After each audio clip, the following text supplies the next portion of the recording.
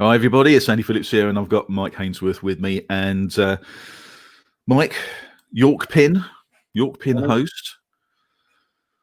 So tell us a little bit about yourself, a bit about what drove you into property, maybe in the first place. Sure. It's a bit of a, I guess it's a long story like everybody's really, but I started my own company in 2010.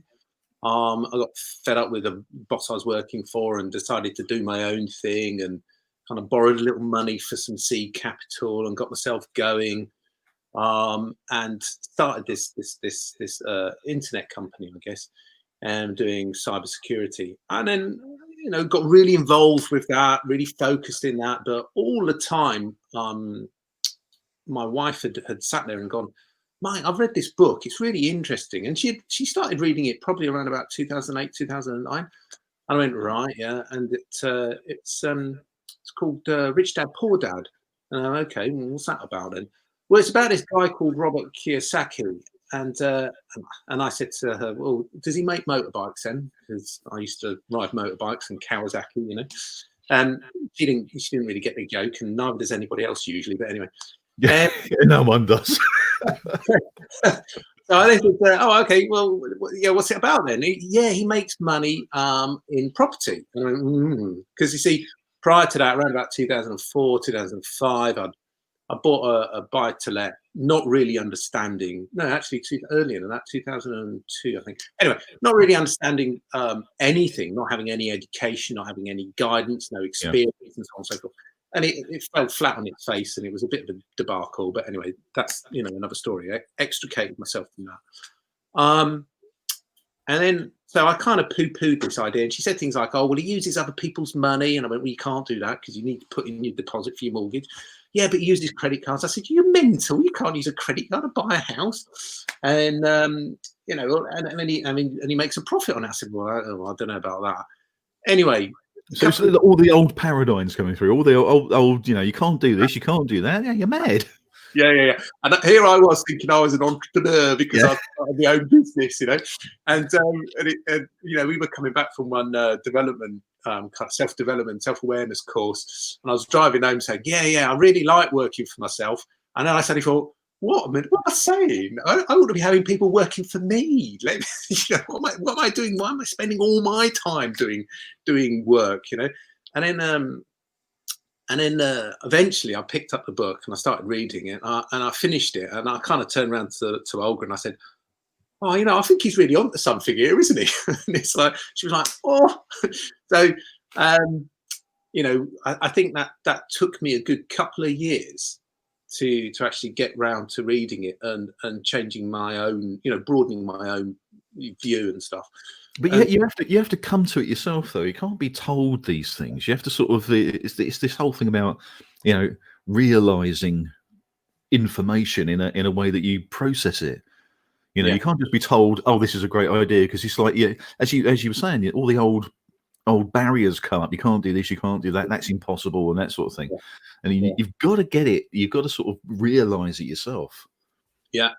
So that reading that book, and then literally months after I'd finished it, there was a kind of Robert Kiyosaki's coming to Colchester, because we lived in Colchester, right? So come and learn about Robert Kiyosaki. And we thought Robert Kiyosaki was in Colchester, and we thought, well, bloody hell, that's a long way to come from America. But anyway, we went along. Of course, he wasn't there. Right?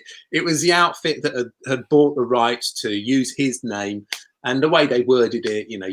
We turned up and we spent, a couple of hours in a room listening to somebody yap on about property and how great it is, and so we went through a training program and spent an awful lot of money, but it got us started. We actually started doing stuff. So when we launched, if that's the right word, our portfolio, we went to market with one HMO and two buy-to-lets from scratch. So to sit there and go from nothing to effectively 3 properties, one of which is an HMO, was quite I think it was a reasonable jump. Massive step. That's massive. There's a lot of risk in there. With the HMO, you've got all the licensing issues that people kind of worry about, and when I first got the document from the council, I was going, "Are you kidding me? Really? Oh, seriously, stop it!" And it's just like, fine, I want to do this. It's just Yeah. This is just a way of filtering out the idiots from the marketplace. So just be patient, work your way through it. At the end of the day, it's there to help your tenants and you, to protect them from fire risk and all the rest of it, and being safe for them to live in a home, and so on and so forth. So that balance there, you've got to remember that the regulations are there to protect both sides. Yeah. And then you've got to apply that. And also I've in hindsight, I think, well, the more regulations that come into the market, those that adhere to it and work with it, it's going to be a barrier to those that are coming into the market that get scared away from having to do things. And I don't think that's a bad thing. It really does sift out the wheat from the chaff, if that makes sense. Yeah, and also makes people who are actually serious and want to do a proper job. Yeah, it's there for that, I guess. Yeah, because I mean, to be fair, there's been there is a history in this country of slum landlords. No, there is, yeah. If you go back 100 years, it's really more evident than it is now. But even then, even if you go back to the 60s, I mean, it was famous for rogue landlords and putting people into slums and making literally millions. I mean, there was news items and everything. It's like it's part of history, isn't it? So yeah. But and that's a real shame, because I know we've spoken before about how the media represents people and stuff. There isn't a case of an unbiased kind of point of view here. So that's something that we have to fight against as landlords, and be certain that we can actually overcome that. And one of the ways to overcome that is by just being a good example of what's the right way to do stuff. Yeah. And having integrity. I mean, this is that's the whole point of this, is having integrity in what you do. I don't think there's any joy in doing having a business or running a business if you don't have integrity within that business, because what are you trying to do? You're trying to rip people off all the time. That's a horrible place to be. No, that's why I left my the business I used to work for and started my own company in 2010, was because I was fed up with the MD, the owner of the business, telling lies. I mean, I see it in a business context. I see that quite a lot. It's a shame when people will do that, but that's the choice that they make. Not one I have to adhere to, so I walk away from it. Well, it's funny. In one of our HMOs, one of the tenants actually requested us to put in cameras, like CCTV, into the public areas. So okay, fine. I thought, anyway, so we did it. Kitchen, hallway, exterior front door, exterior rear, and all that sort of stuff. And the other day, the agent was telling me she was having a dialogue with with one of the tenants about smoking in house. And no, I ain't smoking in house. Do that. I don't smoke in the house. No, on the camera in the kitchen. He's sitting there puffing away. And he's like, well, come on, mate, just be truthful. So, sorry, I digress here. I do have a tendency to tangentialize on conversation when I'm relaxed. But I think having integrity in what you do. So what we've, to come back to the original question, after that initial launch, we then actually, after a couple of years, we kind of found ourselves a little bit lonely in the world of being a landlord. And again, Olga, my wife, she sat there and thought, well, there's got to be something more to this. And that's how she found PIN meetings. And that really, we really were embraced when we started going to PIN meetings by PIN. And, it was so nice. It's kind of like coming in out the cold. And what we got from PIN meetings was really tremendous. The welcome to start with, you're a stranger in a strange room, yet the people are being kind and generous and with their hospitality, if you like, in terms of sharing knowledge, being introduced to people who are in a similar area and able to share their learning and stuff, and then listening to. When it was fortunate, the first night we were there, some bloke called Simon Zutshi was on stage talking, so that kind of helped. But obviously we knew who he was because we'd read his book and so on and so forth. And the fact that he's actually he epitomizes his network really, really well, because he's really generous with his ideas and his time. you go to see somebody who's achieved a lot at one of their events, you don't necessarily get time to talk to them at the end. You know, there's usually a massive long queue, so you get a really brief moment. But he's very, very good at dedicating time. So that was a real nice kind of endorsement of that from the top down. This is how. Yeah, I mean, yeah. But Simon he's not up his own backside, which is probably a big thing. You know, I mean, it's a big key to a lot of this. But yeah, I mean, going back onto this, you know, going to pin meetings for the first time. We often talk about this. You know, we often talk about, you know, it's sort of lonely. It's a lonely sort of occupation if you're, you know, if you've got some properties and you're sort of isolated and things like that. And I think it's one of the reasons why people who have been successful go to pin meetings, because they probably don't really need to try and find another deal, or, you know, they've probably got loads of places where they can source their own deals, or they've probably got people who can source them for them.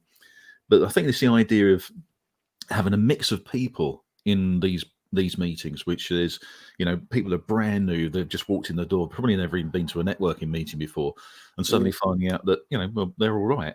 People are actually quite nice, and you know, they're not stuck up, and they're not sort of too big for their boots and all that sort of thing. It's quite, I think it can be quite an eye opener for a lot of people when they first come. Yeah.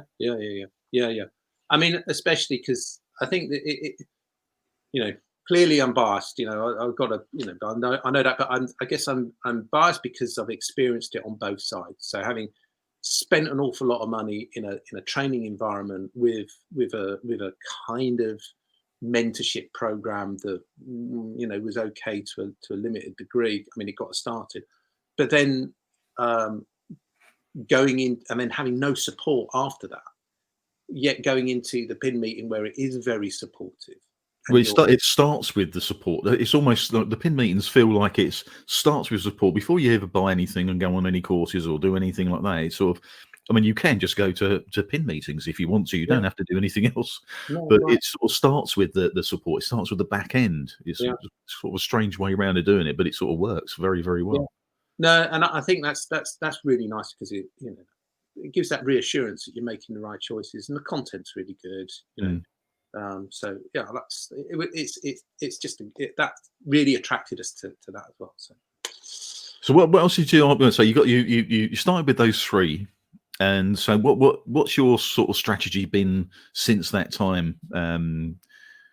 Double up go into portfolio as you go along. Really, I think if we could do that, then that's great. But I think so we've looked at we've got HMOs and standard buy-to-lets. And we've got a mixture of private tenants and benefits tenants in the single lets. And you know, with coronavirus, I think I've mentioned this on a couple of the PIM meetings. It's remarkable how, looking back, some people will go, "Oh, you don't want to get involved with benefits." No. And then, you know, particularly with having a really knowledgeable agent up for our northern portfolio, because we've got places all, you know, in the UK, different places in the UK, who's really knowledgeable at how the system works and what to do and how to present and so on and so forth. So it's like, well, why not get benefit tenants in, because they're good, and we've done really well with that, thankfully, to date. And also with the lockdown and with people being on furlough and so on and so forth, benefit tenants are completely, avoiding those issues because their rent is being paid for. So it's kind of like, you know, I wouldn't be surprised if a lot more people will start looking at that as having a portion of their portfolio to cover to give a spread. And you know, it's spreading your risk. So you know, having all one thing is always a weakness. So it's good. We looked at service accommodation, never really kind of kicked off with that. Although, I mean, you know, we were at Cover the York Pin. That's a really great place for service accommodation prior to lockdown, because of the nature of what's going on there. You know, in terms of the race courses, the historical stuff, the students, and so on and so forth. But you know, right now it's probably suffering a little bit.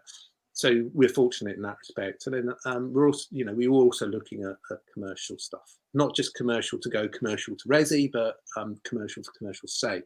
Right. But it's interesting to see now that, you know, prior to lockdown, people were talking about well, what are looked at commercial as being, what is Amazon proof? So Greg's as opposed to a bookshop, for instance. But then, unfortunately, with lockdown, some of those restaurants and so on and so forth have had a real bad hit. So it'll be interesting to see how much that's going to change in the future as well. So likewise, people working from home more. So will that mean that as a person who has property, will you need to consider more about the working environment for somebody who's possibly a remote worker, or will be remote working 2 or 3 times a week, and then only going to the office, for the remainder of the week? Will that change? I think it's a massive consideration. I don't think people really realise the impact that this has had, or the impact it will have on just the way we actually do things from now on. I think I think people still think it's a little blip and it'd be over, and then this time next August it'd be back to exactly the same way as it was. I don't think it will be. No, I think there is going to be some fundamental changes, I think. Because we had a panel, an SA panel in the week, and they were looking at some of the challenges of service accommodation. But a lot of them that were on the panel have actually changed it around, and it's things like because they've got single units, where people can go to. I mean, the hotels aren't opening; people still have to travel if they've got to go to work and things like that. So they're looking at service accommodation in a slightly different way. So some of these ways of doing things, some of these strategies and techniques have had to change. Service accommodation is one of them. But I think it's going to be the same with HMOs, and it's going to be the same with single lets. As are people are going to be working more from home, and if so, on your single lets or even in your HMOs, is it worth putting workstations in to rooms? Because you probably wouldn't have done that beforehand, but now it might be a perfect way to sort of entice more people in who are doing working from home more. It's an interesting time. Yeah. And I think that's part of being, that's a wonderful thing about being human, right? And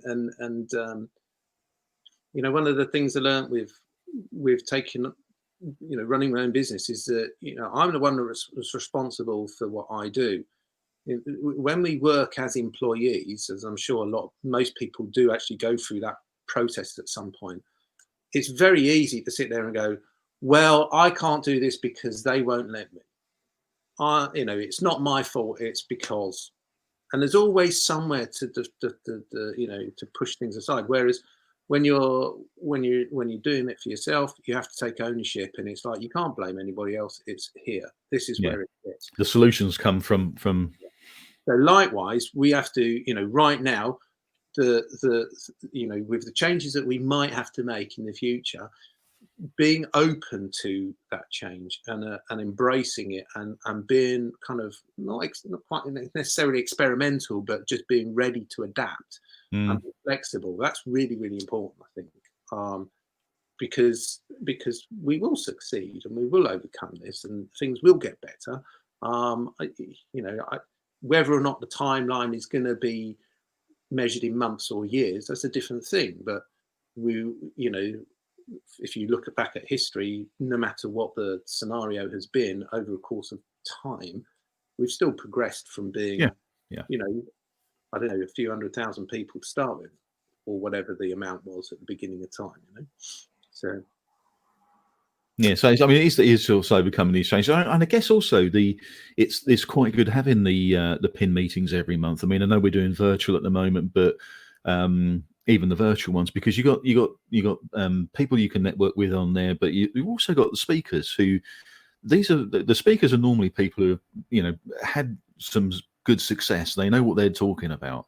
They're experts in their field, and so they will have looked at the problems, have looked at the issues, and come up with some solutions, and they're going to share some of those solutions with people. That's the great thing of having sort of expert speakers on these things as well. Yeah. So when you decided to become a PIN host, what on earth were you thinking? Because it's not the easiest job in the world, is it? in front of you. No, no, I mean, genuinely, we had such a, honestly, we had such a great time attending PIN meetings, and subsequently going to Strategy Implementation Live, which was our first big kind of PIN event, and then subsequently going to Property Magic Live, which was the next one. Just doing that and following that process, and in fact, in between those two events, in the 6 months between those two events, we went to the Strategy Implementation Live, and then following on from that, started Mastermind, and going through that process.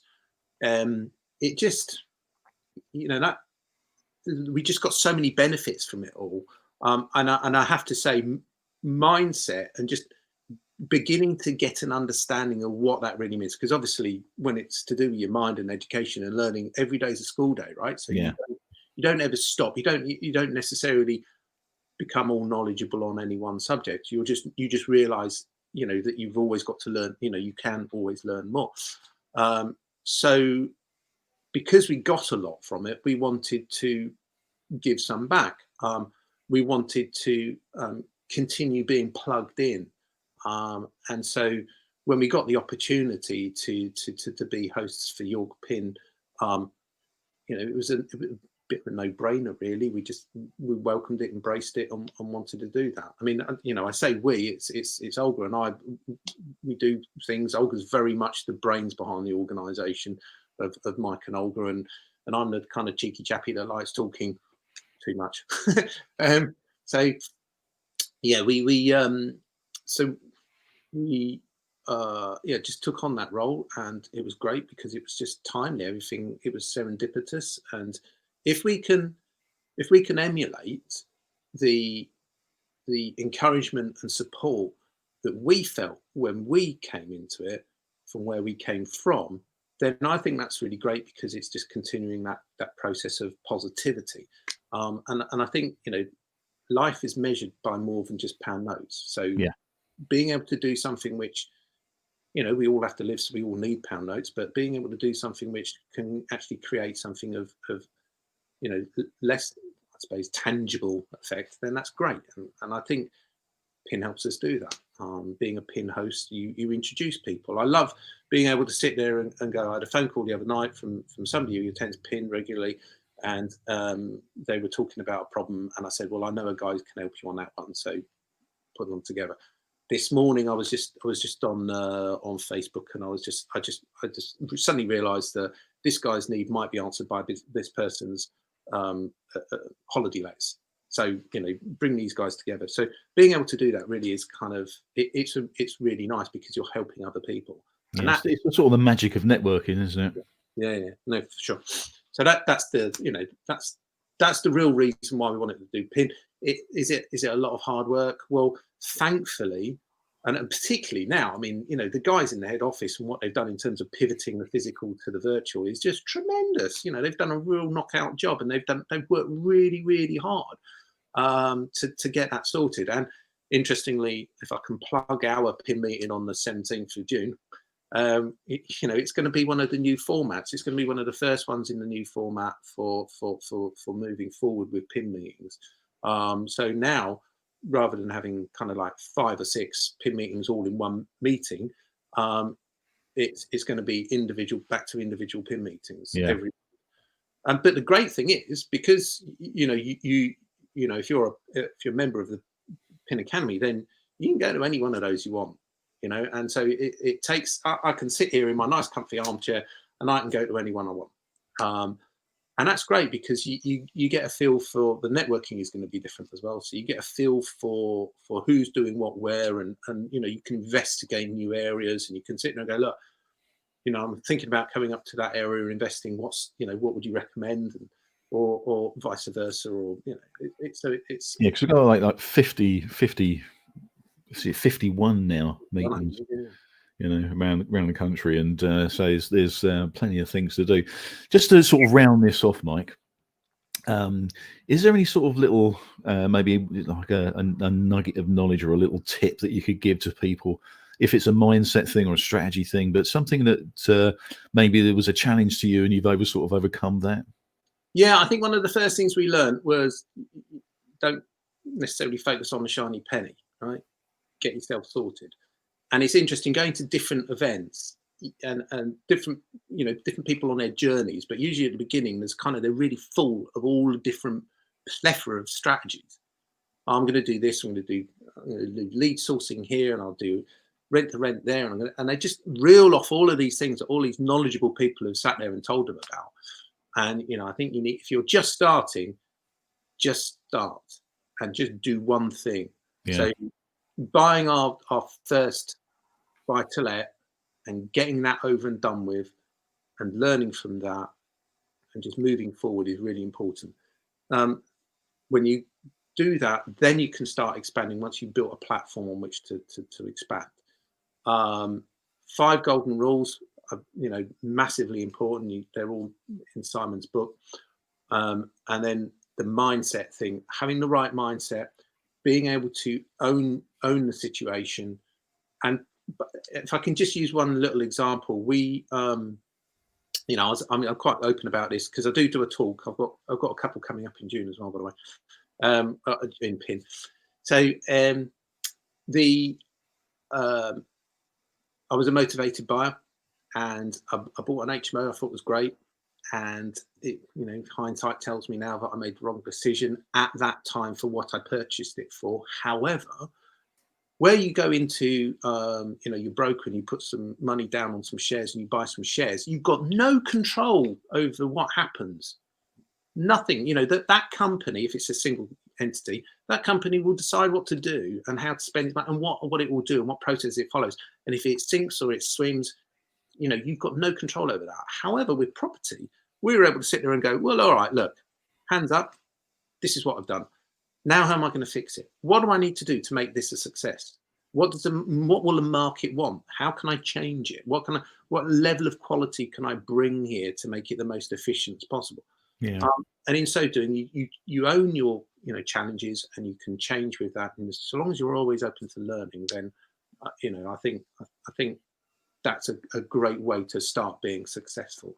It's like a master of your own destiny. Yeah, really. Which is a great place to be. If you're sinking and swimming by what you do and how you are, that's to me is that gives you energy anyway. Yeah. But to be able to take something, I mean, you just said that you bought something and you knew as you did it or after you did it that it was probably not the best buy. Yeah. Probably spent too much money on whatever. But you have got control over it, and you can do things to it. And there's so many different little tips and strategies that you can do to, raise the income and maybe change the clientele, or and it's all about just thinking about it, and you're the master of it. So it's a great position to be in. Yeah, and you're right.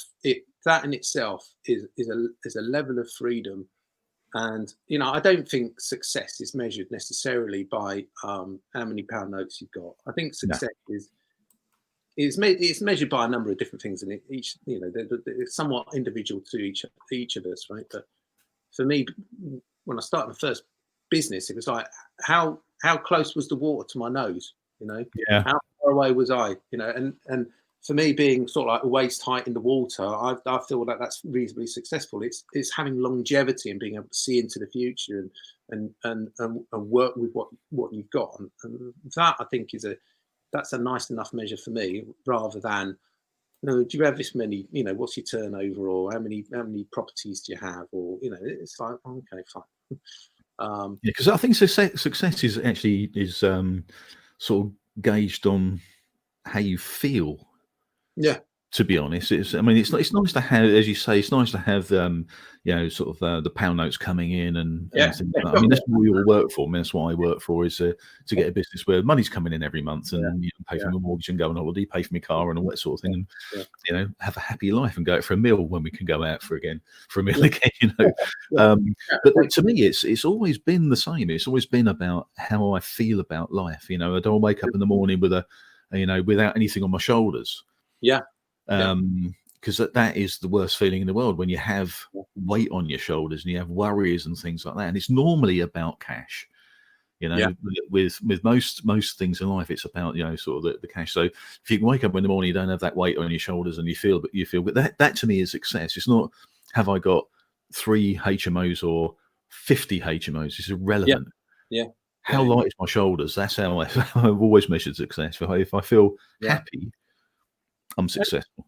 And you know, it's interesting because I think when I first started, before I actually set up the company, I went and spoke to one of our suppliers, and the MD of that company, because I kind of was looking to jump ships, and I kind of went and said, all right, I've come to you for this reason, but why don't I talk about coming and working for you?